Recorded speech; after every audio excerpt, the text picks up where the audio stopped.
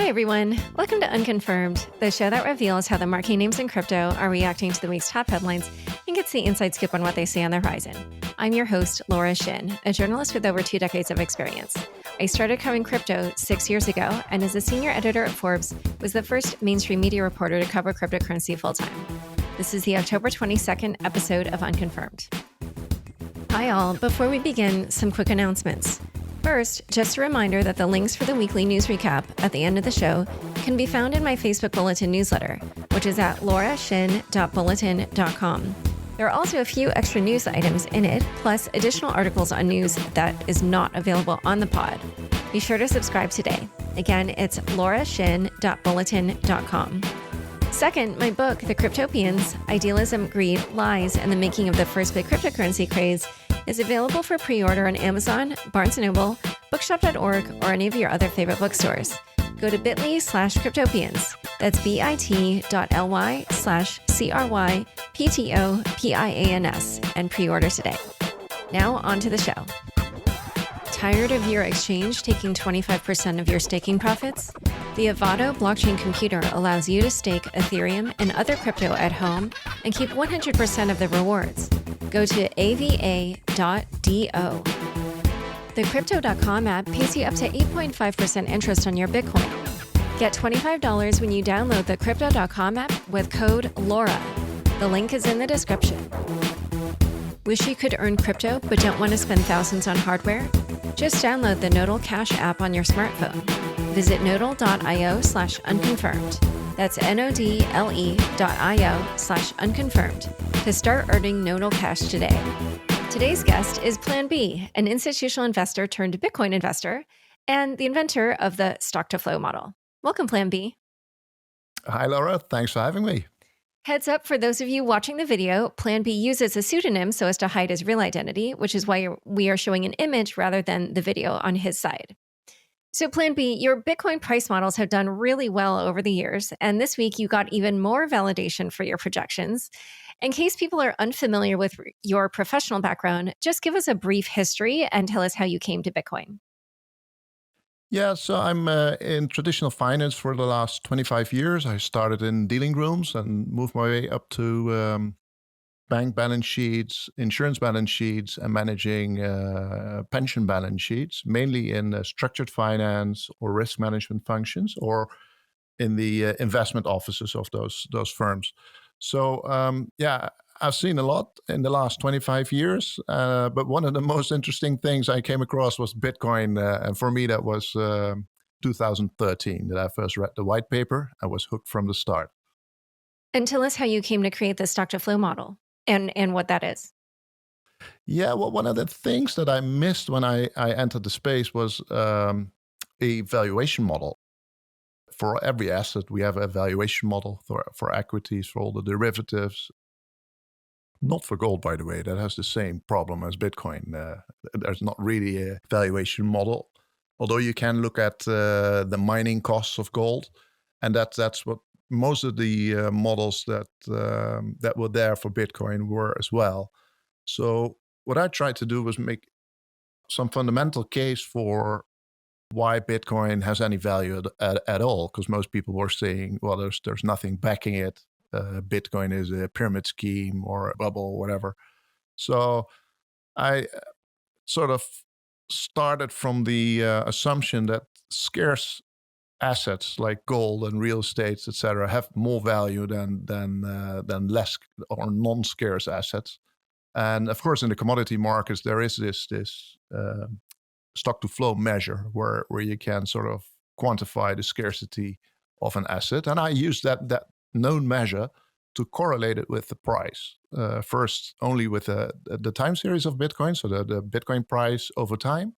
And later with a stock-to-flow cross-asset model, I combined the data with gold data, real estate data, silver, diamonds, other scarce assets. And what I found was a perfect linear relation between the scarcity measured in stock-to-flow and the market values of all those assets. And that was astonishing for me, and just gave me a rough, I must say it's a very rough model, but it gave me a rough indication that Bitcoin should be well worth somewhere in between silver and gold, and going towards gold since it now has the same stock to flow and the scarcity as gold. So yeah, very interesting discovery. I put it on paper, and since then on Twitter and with the interviews like we're having now, it really took off and caught me by surprise. So yeah, especially now with over 1 million followers, I'm really astonished by that. Yeah, I only imagine, especially because you do have an anonymous account. So I've heard you say you also use other price models. I don't know if you've made too much about them public, but in general, I think your models have been vindicated this week. Why do you think we've hit this new all-time high of nearly $67,000 for Bitcoin this week? Yeah, I could give several answers to that, but yeah, maybe one step back. When I made the model, that was in March 2019. We were below $4,000 Bitcoin after the 2017 all-time high of 20,000. So we crashed all the way to 4,000, even going to 3,000. I think it was 3.2 at the bottom, and everybody's calling for $1,000 Bitcoin at that time. And through the stock to flow and through the scarcity, yeah, that guided me towards, well, there will be a halving. Bitcoin will be more scarce, approximately as scarce as gold. So we we have to go up from here and not down, and we have to go up to the $1 trillion market cap, and we reached that cap at the moment. And so the last 2 years or 3 years were really spectacular and roughly led us towards that $1 trillion market cap. And I think based on that stock to flow model and the scarcity of Bitcoin at the moment, that we should go a lot higher than we are today, towards the 5 or 10 trillion dollar cap at first, the same dollar market value as gold has.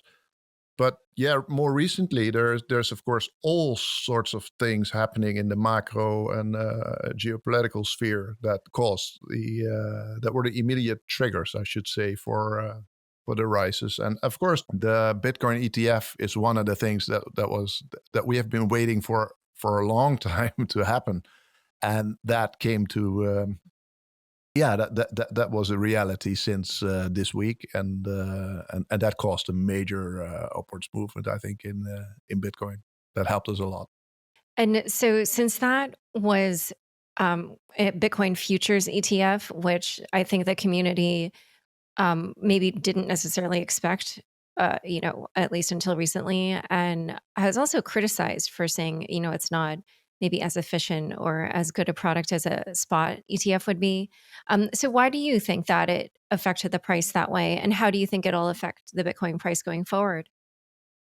Yeah, that's very true.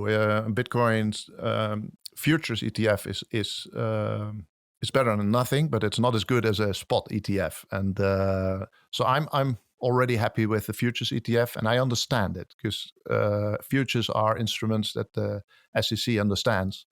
And for example, in the companies I used to work for, the latest company was a pension balance sheet of 100 billion US dollars. They did not understand Bitcoin, or, well, let's say my colleagues did understand Bitcoin and had Bitcoin in their personal portfolios, but we did not have a mandate to go into Bitcoin, a virtual currency like assets, because our board did not understand it.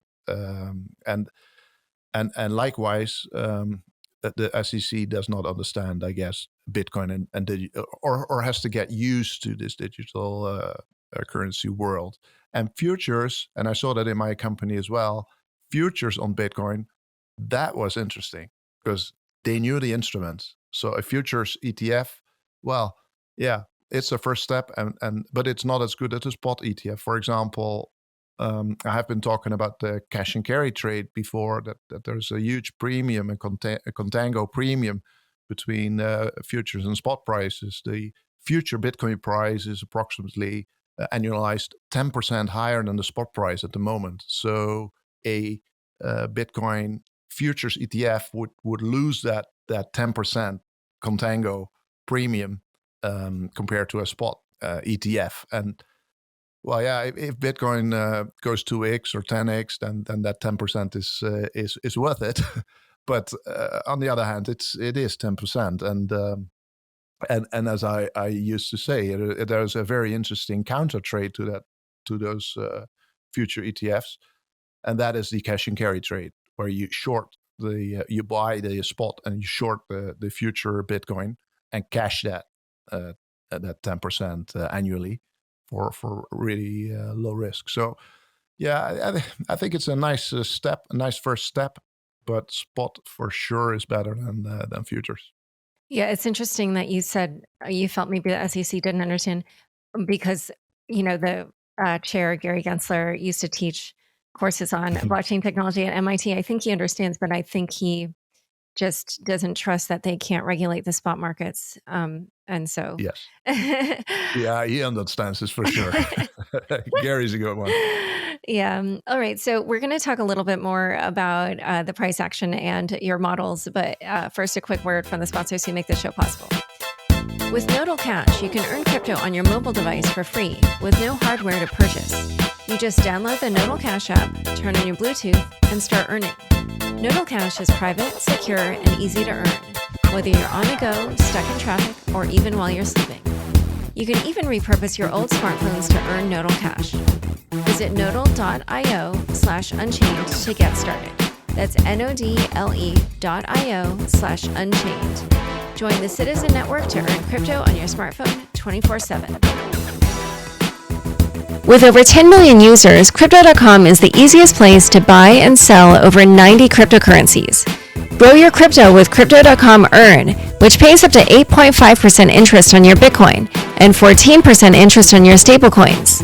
When it's time to spend your crypto, nothing beats the Crypto.com Visa card, which pays you up to 8% back instantly and gives you 100% rebates for your Netflix, Spotify, and Amazon Prime subscriptions. Download the Crypto.com app now and get $25 by using the code LAURA. The link is in the description. My conversation with PlanB. So in the past, there have been articles that have come out saying that the authors felt that when they tried to retrofit the stock to flow model with gold, it didn't work. And so then they felt that stock to flow for Bitcoin won't work. What do you say to such critics? Yeah, that was one of the critics. There's a lot of them. I like the discussion, and we have had a lot of discussion. This is one of the arguments that I don't really understand, because I know that one study that was published with this argument used like 100 years of gold data and then concluded, well, yeah, there is no relation between the stock to flow over that 100-year period and the market value. But they forgot that since 1971, or everything before 1971, the gold price was the dollar price. So there was no movement in the gold price denominated in dollar at all. If you look at the charts, for example, there is one little jump in around the World War II period where Roosevelt, oh, it was a little before that, it was 33, I guess, where Roosevelt stole the gold from the American people, and that it was illegal to have gold. And in that period, they jumped the price, the dollar price of gold, a little. But from there, it has been flat. And before that, 1933 Roosevelt action, it was flat as well. Bitcoin or gold, dollar was gold. It was defined literally as a measure, a certain amount of ounces of gold. So you can't take a data set with a lot of data before 1971 and then conclude that the gold price did not move with the stock to flow, because it did not move at all. And in fact, in my own charts, I take 10 years of data, stock to flow data of gold, and market value data. And what you see, it's one little dot on that chart. So you see Bitcoin move, but the stock to flow of gold and and the market value of gold did not move that much at all. So I'll repost that chart in one of the tweets later this week. You can see for yourself. It's really not moved at all. And in that study you are referring to, there was a chart with 100 years of data And they just didn't acknowledge the fact that that gold and dollars were the same before 1971. So, speaking of dollars, obviously we're in a very unusual time historically right now with the pandemic. How would you say the pandemic has influenced the Bitcoin price over the last almost 2 years? Yeah, in the beginning it went down. So in March 2020, we had this. Everybody was scared. Everybody was panicking and sold everything from stocks to bonds to real estate to even gold and Bitcoin. But in the long run, I think it has been very good for the Bitcoin price because of debasement, because of the Fed printing all that money. And of course, that was the reason why Satoshi Nakamoto invented Bitcoin for the first place. The problem with our current money is the debasement that the central banks are doing. And they have been doing that for ages, literally since the Roman empires. They diminished the silver content of the denarius as a way to enrich themselves and steal, literally steal from the people. So, and that's what central banks are doing right now. They do it for the greater good, of course. That's the narrative. So to save the banks in the 2008 financial crisis, and to save all the companies and for example, airliners now in the COVID period.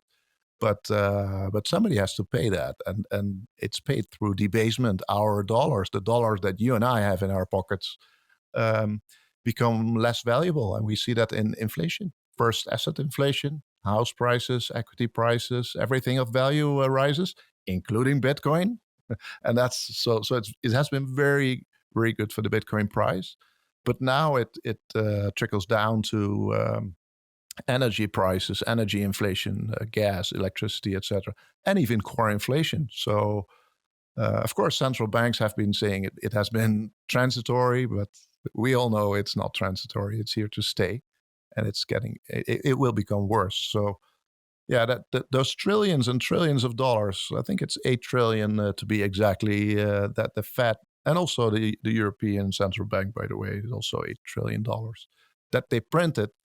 That problem has to be solved. I don't know how. It's it will be very interesting to see in the next couple of months or years how that's getting resolved. But it will be nasty, I think, and there will be winners and losers. And I think Bitcoin is one of your safe bets in this scenario.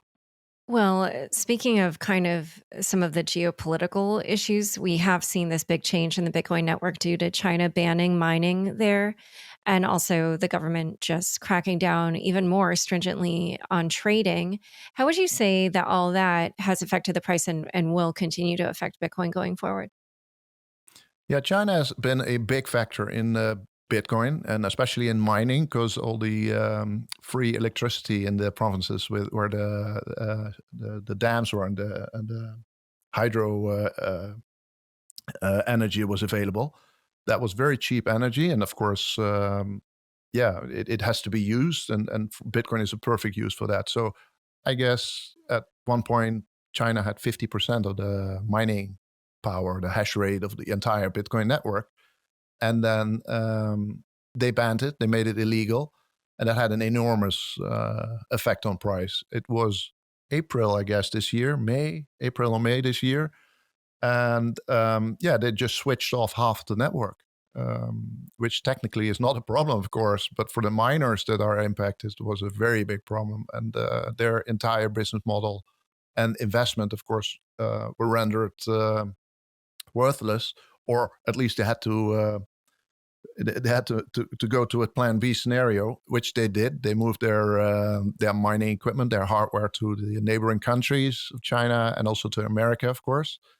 And I guess now, a couple of months later, the situation is completely opposite. That the United States has 50% of the hash power of the Bitcoin network, and China has zero. So China has decided not to play the Bitcoin game. And yeah, in my opinion, they gave away a very strategic and an important advantage. That's how I see Yeah. it as an investor, of course. Yeah. Well, I think it's also good for the Bitcoin network because there was always the talk that there could be a threat if the Chinese government decided to take over the miners or something like that. Absolutely. But Yeah. yeah, so now it's stronger. And I think the last stat that I heard was that in July, the US had 35% of the Bitcoin hash rate.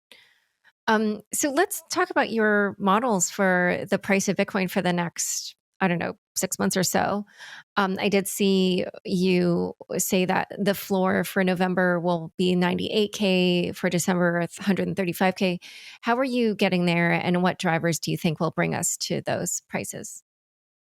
Yeah, so I basically have three kind of models. The first model is the fundamental one, the stock to flow model that we talked about. The second one is a floor model that is more a technical analysis, price based model. And it makes use of a mathematical error that most people, especially the technical analysts, make when looking at markets like Bitcoin, because Bitcoin is not normally distributed, the returns. It's following power laws, and you need different math for that. And all the technical analysis tools are they are for normal markets. For example, the RSI, the relative strength index, it normally bounces between 30 and 70. When it's 70, a market is an asset is overbought. If it's below 30, it's oversold. While Bitcoin's RSI never goes below, or at least, well, sometimes, but almost never goes below 45, and can go as high as 95. So that tells you there's some really different dynamics and also mathematical processes behind the Bitcoin price. And you have to look at things like fractal dimensions, Hurst components, that kind of stuff. So that's the floor model. And the third thing I'm looking at, and actually I'm spending most of my time there at the moment, is on-chain models. So the big advantage of Bitcoin is that we have all the transactions, on-chain transactions available in the blockchain. Everybody can download the blockchain. If they run a node, it's about 400 gigabytes of data. So it's a big data crunch, but you can get that data and analyze it, and you see all sorts of patterns in the transactions, where they came from old investors or new investors, big investors, small investors, all sorts of patterns. And those models are very useful for timing tops and bottoms. So FOMO transactions, for example, are very noticeable, and the at the very bottom, there the emotions there are very interesting and seeable in the transaction. So I use those three models. And the model that got most attention the last couple of months was the floor model, because I predicted in June 20th. That was the same time, by the way, that the Guggenheim chief investment officer predicted Bitcoin to go below 20K. At about that same day, I made the prediction. No, no, no, no. It's going to 47. And Bitcoin was, mind you, was below 34 at that time. I said, well, in August, it will close above 47. In September, it goes down a little, but it will close above 43. And in October, it will close above 63. Well, it's a bit of luck, of course, involved in there. It has to be. One cannot be that precise, but at least all those targets were met. So 47, 43, and we're waiting for the close of the month, of course, now of October. But 63 is in the book. So yeah, and and if that continues, and frankly, I would be very surprised if it doesn't. That would be a black swan event that we haven't seen in the last 10 years. But if that continues, we'll go to 98,000 in November already, and 135,000 Bitcoin in December. So that will be a very nice Christmas this year if that comes true. I agree. So, in the past, Bitcoin has breathed, as one of my sources call it, in cycles of hitting a new high, kind of basically in a bubble like fashion, and then drawing down again, but to a floor that was higher than in the previous cycle. Do you believe that we're in a cycle like that again? Or do you believe that with these new levels of institutional validation that we're seeing, and also, I think, kind of like a more diverse set of drivers, do you think that Bitcoin will not see that same kind of cycle again in which the price sees a massive drop after this, next high is reached until the next halving? Yeah, I seem to be one of the few that thinks we're in a normal cycle that will go down again after the all-time high, because everybody, I guess, hopes for the super cycle or the hyper Bitcoinization to start right now, and that we do not have a big crash after next all-time high, so that we don't see a minus 50% or even a minus 80% drop like we have seen last three times, right? Um, and as much as I would hope that were true, that we don't see that crash anymore, I think we will. We're still in a phase where Bitcoin is very, very small compared to traditional assets. Institutional investors either flat out deny the asset, don't want to have it, think it's for criminals or bad for the environment, and all this stuff you read in the mainstream media. They're still there. So I don't think the world is ready yet for hyper Bitcoinization or the super cycle. I think we will be managed by greed right now and fear later on, and see another minus 80% after we top out at a couple $100,000. But there will be a point in time, and in that way, it's a timing question. There will be a point in time later on, maybe after next halving in 2024, when the market is ready and ready for Bitcoin, but also ready to see that Bitcoin is the better money, because it's scarcer than anything else. It's more divisible, it's more fungible, it's more portable, it's really mathematical and thermodynamically the best money there is. And as soon as people realize that, see that, then maybe the dollar is in trouble, and we'll have a global reserve currency that's called Bitcoin. But I guess my timing for that hyper Bitcoinization or super cycle event is after 2024, maybe somewhere between 2024 and 32. Okay. Okay. Well, we'll have to check back and see, because I agree. I have other sources who also believe that this cycle will be different. So I guess maybe we'll do a show with you and somebody who believes that, and then you can discuss, and we'll try to do it like for Super. December, January, or something, like right as we're hitting that high. Yeah. Okay, well, this has been so much fun. Thank you so much for coming on Unconfirmed. Thank you very much. Don't forget, next up is the weekly news recap. Stick around for This Week in Crypto after this short break.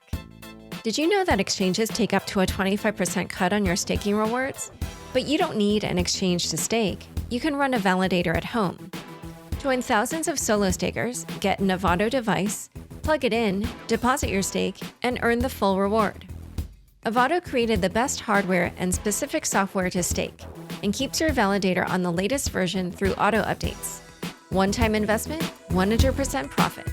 Go to Avado, that's AVA.do. Thanks for tuning in to this week's news recap. ProShares Bitcoin Futures ETF goes wild. On Tuesday, the ProShares Bitcoin Strategy ETF went live, becoming the first Bitcoin Futures ETF to launch in the US. Trading under the ticker BITO on the New York Stock Exchange, the listing of BITO marked a significant milestone for the crypto industry, which has been attempting to get a Bitcoin-linked ETF approved by the US Securities and Exchange Commission since 2013. The fund tracks Chicago Mercantile Exchange, or CME, Bitcoin futures, allowing investors to gain exposure to BTC by speculating on the future price rather than purchasing the underlying crypto asset itself.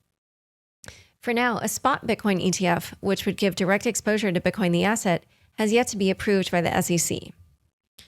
Based on BITO's performance over the first few days of trading, investors seem fine with purchasing the Bitcoin-adjacent investment fund.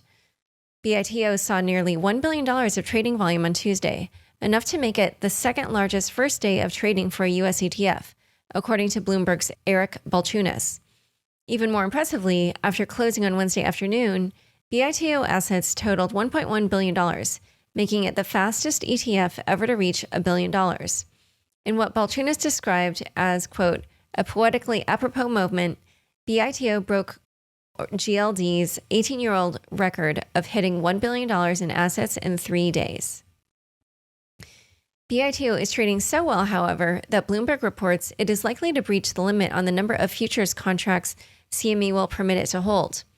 Quote, after 2 days trading, BITO owns nearly 1,900 contracts for October, and CME rules cap the number of front-month contracts one entity can own to 2,000.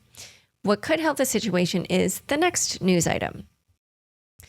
More Bitcoin futures on the way. With the SEC's approval of ProShares Bitcoin Futures ETF, institutions are flocking to get similar products to market. Notably, the SEC approved 2 additional Bitcoin futures ETFs to be issued by Valkyrie and VanEck, respectively. According to filings, VanEck's Bitcoin Strategy ETF is set to go live after October 23rd, meaning it will most likely go live via the New York Stock Exchange on Monday, October 25th. Valkyrie also gained approval and will list on NASDAQ as soon as the 23rd, which is when this podcast goes live. Amusingly, Valkyrie initially filed under the ticker BTFD, which for those of you who spend hours on crypto Twitter will know means buy the fucking dip. However, the company ended up changing the ticker to BTF. ETFs are not the only way to get into the Bitcoin futures game. On Wednesday, Cboe, where over $75 billion in U.S. equities are traded daily, announced the acquisition of ErisX, a digital asset exchange that offers spot and futures products. Under the new deal, ErisX will be rebranded to Cboe Digital. Ed Tilly, chairman, president, and CEO of Cboe Global Markets, said, quote, we believe our acquisition of ErisX, coupled with broad industry participation and support, will help us bring the regulatory framework, transparency, infrastructure, and data solutions of traditional markets to the digital asset space. This is Cboe's second foray into Bitcoin futures, as the exchange previously offered Bitcoin futures from 2017 to 2019. More fines for Tether. Last Friday, the Commodity Futures Trading Commission, or CFTC, announced the simultaneous filing and settlement of charges against Tether and Bitfinex for $42.5 million total. The regulator penalized the stablecoin issuer $41 million for, quote, making untrue or misleading statements and omissions in connection to the backing of USDT, the largest stablecoin by market cap. iFinex was fined $1.5 million for the misdeeds of Bitfinex, such as operating a futures commission merchant without the CFTC's permission and engaging in, quote, illegal off-exchange retail commodity transactions. Acting Chairman Rostin Benham said, quote, this case highlights the expectation of honesty and transparency in the rapidly growing and developing digital assets marketplace. In a conversation with The Block, Bitfinex's general counsel, Stuart Hoegner, explained that what sparked the enforcement actions occurred during, quote, markedly different time in our ecosystem. Hoegner went on to add that there is no finding that Tether tokens were not fully backed at all times, simply that the reserves were not all in cash and all in a bank account titled in Tether's name at all times. In related news, Celsius CEO Alex Mashinsky told the Financial Times this week that Tether has begun loaning USDT against cryptocurrencies like Bitcoin and Ethereum as collateral. Quote, if you give them enough collateral, liquid collateral, Bitcoin, Ethereum, and so on, they will mint Tether against it, said Mashinsky.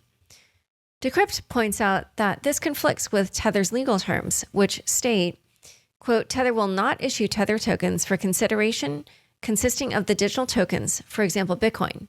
Only money will be accepted upon issuance.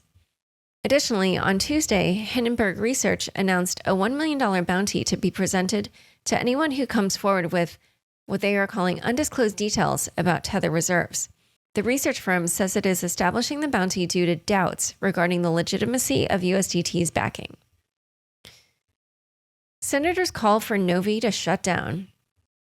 On Tuesday, 5 Democratic senators, including Elizabeth Warren, sent a letter to Facebook CEO Mark Zuckerberg, urging him to shut down the social media giant's cryptocurrency projects Novi, a digital wallet, and Diem, a stablecoin. Disclosure, I write a Facebook bulletin newsletter. In their bid to dissuade Novi and Diem from launching, the signatories cited Federal Reserve Chair Jerome Powell, acting controller of the currency Michael Hsu, and the Financial Action Task Force as regulators who are looking into, quote, the risks that stablecoins pose to financial stability. The letter came just hours after Novi, Facebook's crypto wallet, launched a pilot in the US and Guatemala, and announced a partnership with Paxos that would allow users to send and receive Paxos' stablecoin USDP through Novi. Notably, Novi chose not to use Diem, Facebook's digital currency project, which has hit major regulatory obstacles since being announced as Libra more than 2 years ago. Warren & Co. explicitly addressed the pilot program in their letter.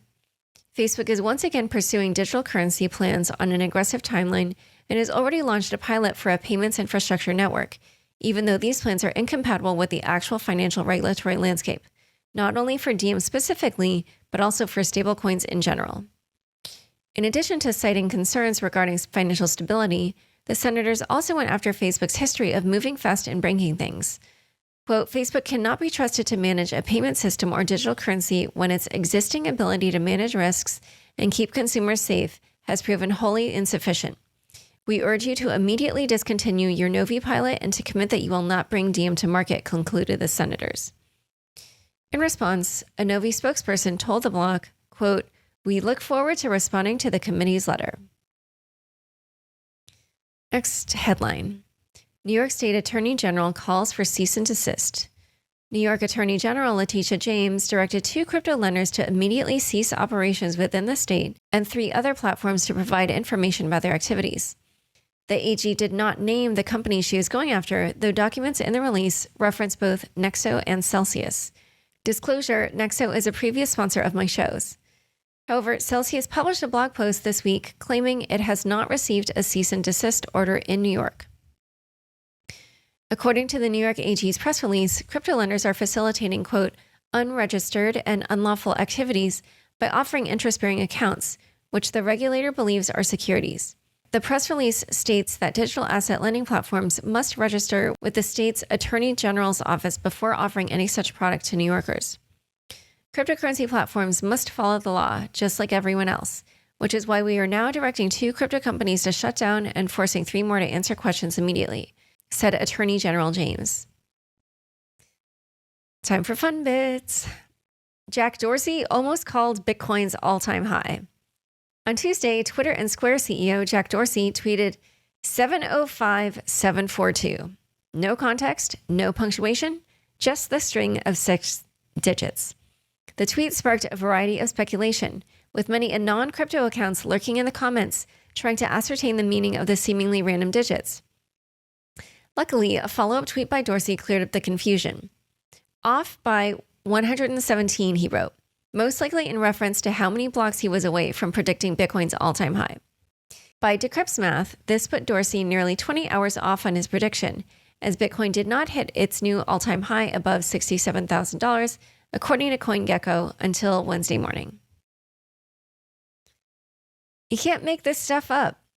The Sam Bankman-Fried-led cryptocurrency exchange, FTX, announced a massive funding round on Thursday that valued the company at $25 billion. So what's the fun part? FTX raised exactly $420,690,000 in its Series B, sourced from 69 investors, including BlackRock and Tiger Global. In a billionaire-related meme, Elon Musk tweeted a couple lying in bed looking at a chart of the Bitcoin and Ethereum prices at $69,000 and $4,200, respectively. PleaserDAO invests in a physical NFT. PleaserDAO, a collective of NFT owners known for making splashy digital purchases, bought Once Upon a Time in Shaolin, a rare physical album by Wu-Tang Clan, for $4 million, according to the New York Times. The Times says PleaserDAO purchased the album from none other than the U.S. government after its previous owner was convicted of fraud and had his assets seized. The album is undoubtedly a forerunner to NFTs. Wu-Tang Clan only created 1 copy of the album and placed stringent legal restrictions on it. For instance, the initial contract prevented the buyer from using the music commercially for 88 years. In a blog post, PleaserDAO concluded, quote, we believe the next chapter in the incredible story of this album should be Web 3.0 native. Although we are bound by the legal agreement underpinning this work of art and may not be able to duplicate and share the music digitally, we firmly believe there are ways to share this musical masterpiece with the world. A lot of things in life are temporary, fleeting, and permanent. But remember this, just like our blockchain, Wu-Tang is forever. All right, thanks for tuning in. To learn more about Plan B, be sure to check out the links in the show notes. Unconfirmed is produced by me, Laura Shin, with help from Anthony Yoon, Mark Murdoch, and Daniel Ness. Thanks for listening.